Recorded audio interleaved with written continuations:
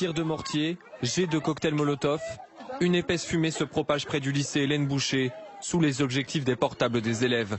Manuel Valls prévient, l'État poursuivra sans relâche ceux qui s'en prennent à nos professeurs, nos écoles et aussi nos forces de l'ordre. Fin de citation. La proviseure tentera de ramener le calme. Elle sera blessée au visage par plusieurs jeunes et transportée à l'hôpital.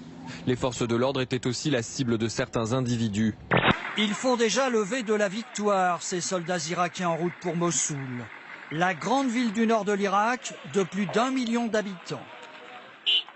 Pour le moment, ils ne prennent que des villages alentours. Et la résistance est souvent âpre. La moindre colline doit être prise d'assaut. Ici, un djihadiste enterré dans un tunnel tire sur un peshmerga. Il se fait exploser pour ne pas être prisonnier. Vous dites carrément que Sarkozy et Hollande ont du sang sur les mains. C'est une accusation très forte. Pas que tous ceux qui ont organisé cette situation dans laquelle nous sommes devenus les alliés des semenciers du djihad. Vous disiez en février, de toute façon, il va régler le problème. Vous voyez, Poutine, voilà, vous voyez comme c'est pas du tout, Monsieur Bourdin, vous êtes un type d'habitude sympa, mais là, vous êtes ignoble. Ah bon? Oui. Et pourquoi? Parce que je n'ai jamais dit ça. C'est-à-dire, il y aura des territoires qui seront concédés à l'islam, où il y aura des tribunaux islamiques, comme dans certaines régions d'Angleterre, où on pourra pratiquer légalement la charia. Ça s'appelle une méthode très particulière du journalisme, c'est la question-accusation. Est-ce que c'est vrai que vos assistants se mettent à poil, par exemple? Non, mais ça n'a rien à voir. Ah ben si, ça a à voir. Vous venez de refuser de vous asseoir, vous, sur le canapé de Karine Marchand sur M6. Alors que la plupart sont allés dire « Papa, maman, ma première masturbation, c'était l'âge, etc. » Qu'est-ce qu'elle vous a proposé à vous? C'est dans quelques mois, là, c'est quand même... Après, mais bien sûr. Mais vous savez, je suis aussi comme vous l'actualité. Je vois que parfois, la foire aux propositions, ça donne des cacophonies incompréhensibles. Et il y avait Nicolas Sarkozy qui attendait. Je suis allé discuter avec lui. Et moi, des journalistes, ils se rallient.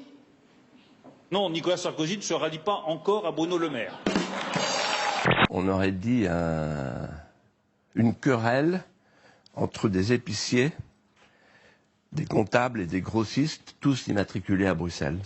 Je me souviens du Premier ministre de l'époque disant « Je suis à la tête d'un État en faillite » et qui, 5 ans plus tard, laisse 600 milliards d'euros de dettes supplémentaires à la France. Quand vous voyez Alain Juppé, vous vous dites quoi?